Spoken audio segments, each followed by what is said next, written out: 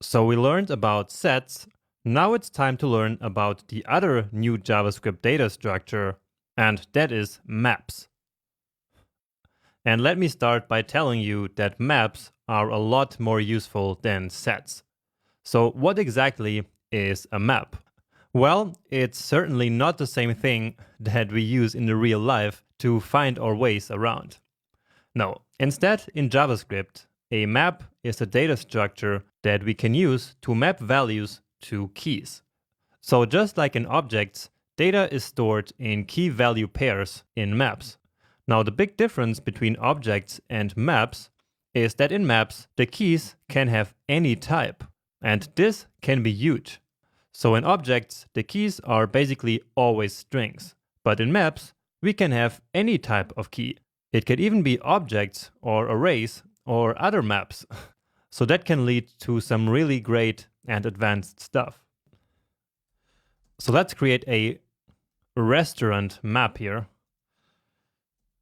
So I'm just calling it rest here.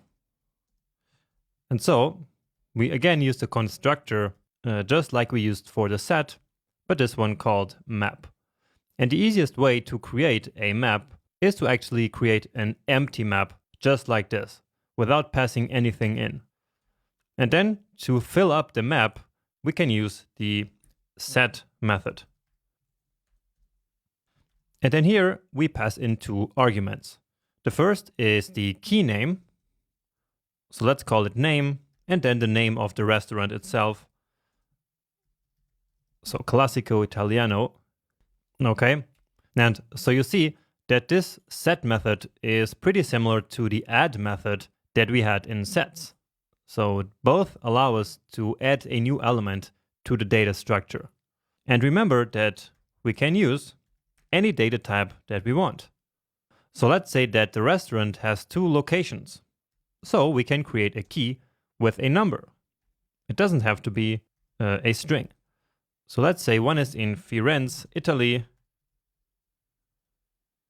and the other one, so a number 2, is in Lisbon, Portugal. And actually calling the set method like this does return the new set.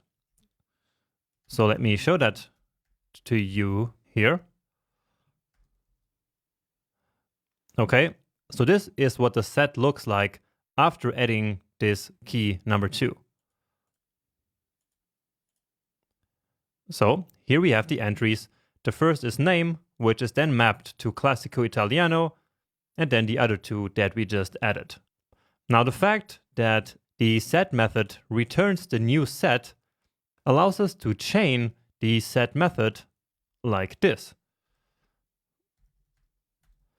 So let's set categories here as an array. And I will just grab that from up here. Okay, so once more, the value can be anything. And now I can just chain the next set on here. Okay, so I can now say open and set it to 11. And then again, I can chain the next one and say close at 23. So let's save it. And this will then format this nicely. And so again, calling the set method will return the new set. And so all of this here is now the new set. And so then on that set, we can call set again. All right. And we can continue this even further. So let's now actually even use Booleans as the key here. And we can say that we want to map true to we are open, okay? And then we can also set false to we are closed. And we will see in a minute how this can become useful. Okay. Now, in order to read data from a map, we use the get method. And so that get method is available on all the maps. And so all we need to do is to pass in the name of the key. So let's see. Let's log this to the console actually. And let's just duplicate it here and also log true. And you see that the true key here is then mapped to we are open and named to Classico Italiano, of course. And here, when we get the elements, of course, the data type of the key matters. So if we tried true the string, then that would be undefined. And if we tried to retrieve 1 as a string, that would also be undefined, because here we have 1, the number, as the key. And so with this, we will then get Firenze, Italy. All right. Now, just for fun, let's use the fact that we can have Boolean keys. So this true and false here, right? And we also have the open and the close time. So you see they are all kind of related. And so let's create something fun with this.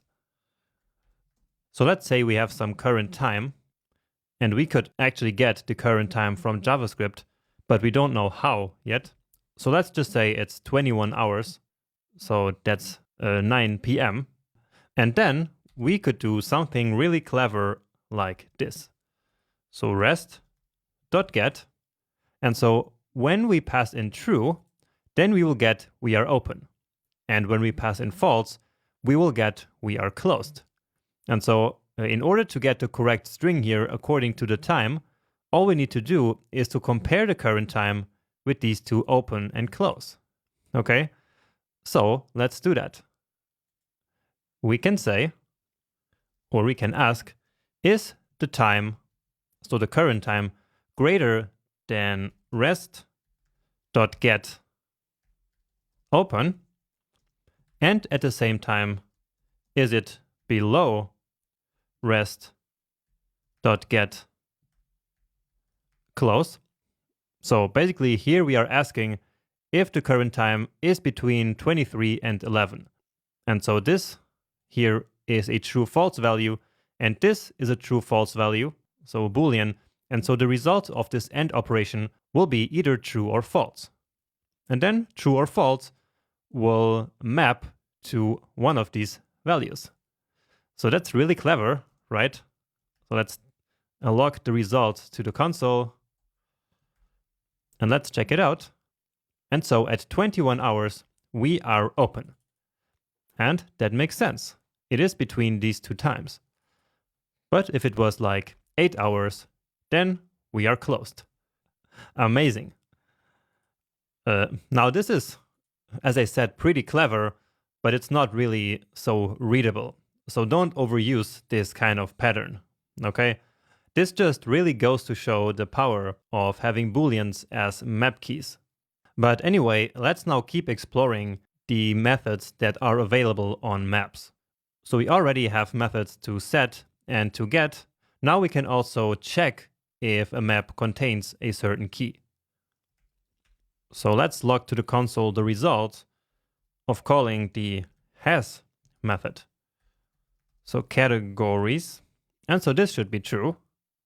And it is indeed true. Then we can also delete elements from the map, and again, that happens based on the key. So rest.delete, and let's say that the second location should be closed now. So this one here, the one in Lisbon.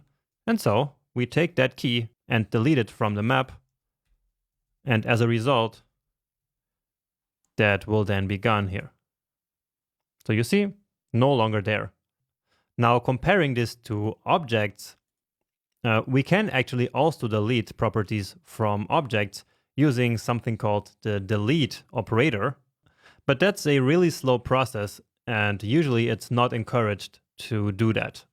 Here about the has method, actually objects do also have a method, which is called hasOwnProperty, but we're going to talk about that in the object-oriented programming section. All right. Next, maps also have the size property. So rest.size, of course, and that should be 7, as we can see here. And yeah, so it has 7 items. And then to finish, we can also clear. So basically remove all the elements from the map. Let's just put that here. And so now it's gone and it has a size of 0. Let's put that back. So as you can see here, there is some overlap in the way that we work with maps and sets. And that's because they were both introduced in ES6. And now just to finish, let me show you that we can, in fact, use arrays or objects as map keys. So let's here set something else. And so now as a key, I will use this array. And I will set it to test. Okay.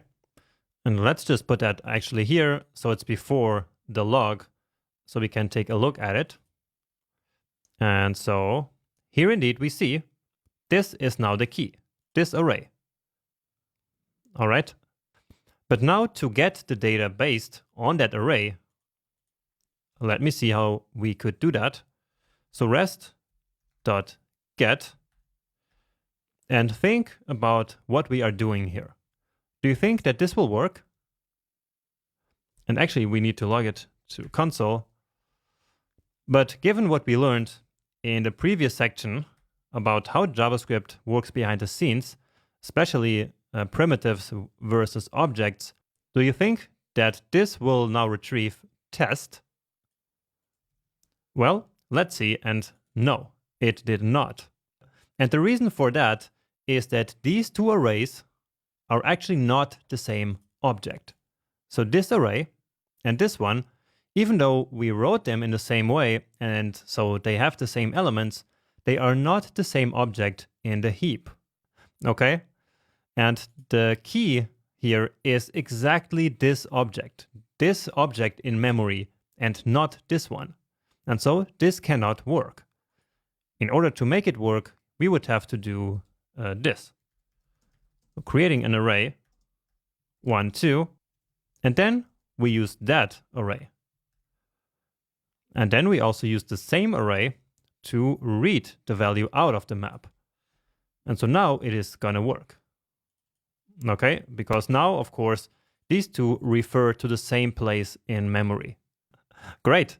And so with this, we proved that we can indeed use objects as map keys.